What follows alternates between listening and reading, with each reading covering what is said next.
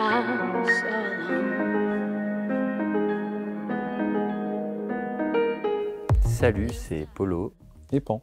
et nous sommes un groupe de musique Électronique. principalement, mais c'est une excuse pour faire tout un... Foin. 22h22, c'est notre 3e album qui a été pas mal enregistré avec des nouvelles techniques. On a plus utilisé un studio traditionnel, on a plus fait ce disque avec les mains. Alors qu'avant, on parlait beaucoup de la musique, on était plus dans le concept. Là, on a été plus dans l'artisanat, le toucher. C'est la première fois avant un album ou une création qu'on a fait une grosse pause, tous les deux, et ça nous a permis déjà de faire un petit peu le vide pour retrouver l'étendue de nos émotions, de nos introspections, de nos souvenirs, et donc de notre inspiration. On a recréé aussi un petit peu comme à l'enfance une cour de récréation où on a, avec l'aide de notre super assistant au studio, patché, connecté tous nos instruments et en fait on a fait de la musique. On a renoué avec quelque chose un petit peu plus à l'ancienne d'une certaine manière. On s'est créé un grand terrain de jeu avec plein d'instruments branchés où tous les jours on venait, on jouait. On se parlait pas, on se regardait, on jouait des choses comme ça.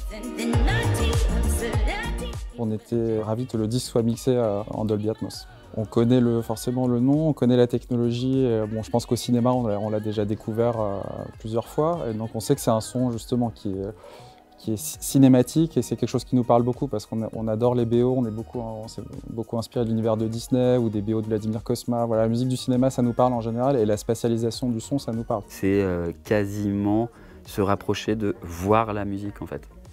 Il y a quelque chose qui devient très visuel, c'est assez intriguant, mais j'ai l'impression que ça crée des choses visuelles. Ouais, une expérience plus kinétique, quoi. Toucher aussi, un truc de toucher, voilà, c'est quelque chose de cet ordre-là qui est super intéressant. Là, on a un cadre magnifique. Tactile, ouais, t'as raison aussi. Ouais, donc, très sensoriel. C'est une belle expérience. Ça cinématise, c'est vrai. On a vraiment l'impression d'être dans un spectacle alors qu'il n'y a pas de vidéo. On est très sensible aux détails au sein de chacun de nos morceaux. Et là, en fait, ça les met en valeur. C'est vraiment surprenant. C'est vrai que nous, on a au sein de notre musique une exigence, c'est de ne pas se donner de limites. Et donc parfois, on a envie qu'il y ait une orchestration, mais il faut que ça soit avec un rythme et une basse, et il y a des leads et plein de choses.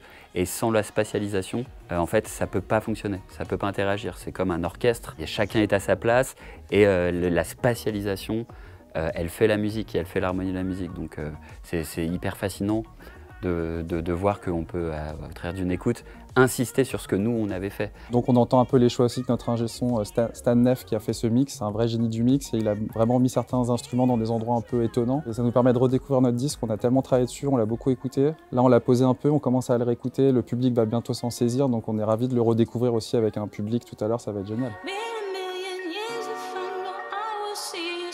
Ça permet, je pense aussi, tout comme dans les années 70 ou 80 où les sound systems se sont modifiés dans les clubs et qu'en fait la musique, elle s'adapte aussi parfois. Et bien là, ça donne envie de prendre peut-être plus de risques, de spatialisation, de dire tiens, celui-là, on va accentuer cette arrivée qui vient de loin et qui va partir à gauche, qu'on appelle des pannes ou des stéréos. En fait, ça donne envie d'aller beaucoup plus loin et de créer des illusions sonores, de créer...